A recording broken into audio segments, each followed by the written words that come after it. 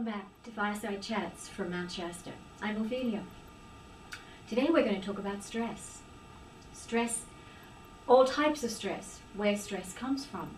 And hopefully I will give you a different perspective, or a more encompassing perspective of where the stresses come in your life, which you already know about it, and then also some ideas of how to mitigate stress, how to dissolve stress, how to detach from stress, and through these ideas, and then perhaps a couple of exercises to help you ground yourself when those times of stress just absolutely come into your face and go screaming, I'm here, I need to be paid attention to. Okay, you and stress.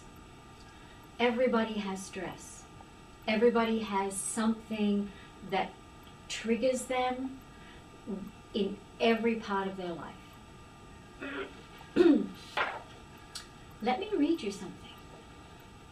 Does this hit home? Does it resonate with you when you talk about or identify stress? Now, it can be any type of stress, but just, are you stressed? And what does it mean?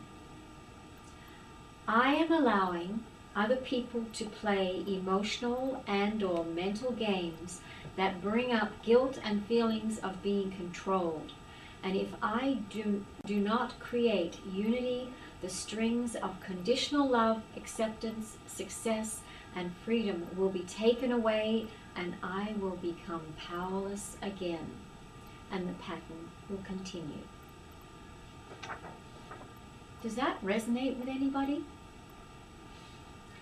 How I came up with that particular phrasing was when I did numerology on the word stress. Now, numerology is a very ancient science, like astrology, that it goes back to what we're more familiar with is Pythagorean numerology, but there's the Kabbalah that uses numerology, there's the Mayan that uses numerology, the ancient Egyptians used numerology. Everybody uses numerology because everything can be broken down into mathematics or a number, and a number has a frequency.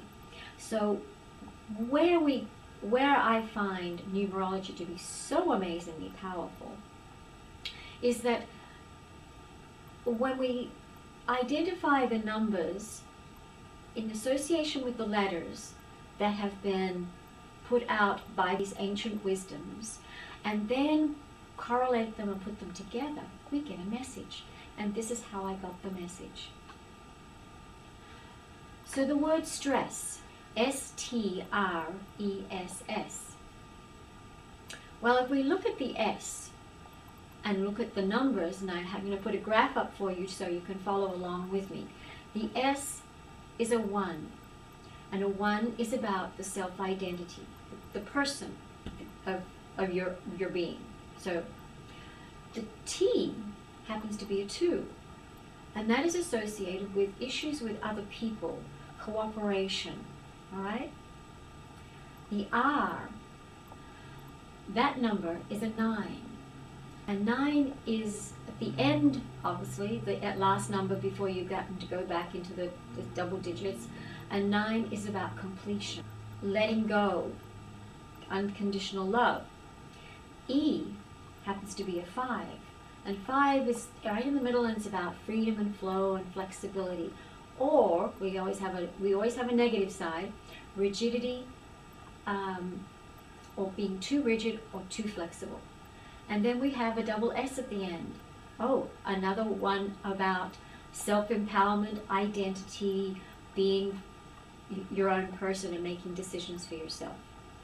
So how I got to the description is, I am allowing the S, other people, right, the 2, other people to play emotional and or mental games that will bring up feelings of guilt and being controlled. Number 2 is about the issues of cooperation and emotional games that we play with each other to get what we want or take what is deemed appropriate. But they're the emotional games. That's a 2. I don't create the unity the strings of conditional love, acceptance, and success. That's the 9, because the 9 is the end, is creating unity of everything coming together, and it is on the positive side. It is about unconditional love, service to humanity, of your fellow man, of letting go and not being required to control the outcome. Okay? So that's where I get that if you don't create unity. Then we get to the E. And E is the freedom will be taken away. Oh, the flow and the control goes back into that person of feeling, I am able to make my decisions. And then we have the double S at the end, and I will be powerless again. So if you use this particular phrase as a remembrance, anytime you get into a stressful situation, you'll see that you are giving away your power, your personal decisions, your ability to create and to move ahead and to stand and be a free individual of thought and consciousness. So the stresses. What are the stresses we have in our life? Right in the very center, you'll see you and your stress. Hopefully, not all of these are playing out 100% at a time. Yet, there's going to be 1 or 2 or even 3 or 4 that are more prevalent at any particular time, or that are prevalent in any particular certain set of circumstances.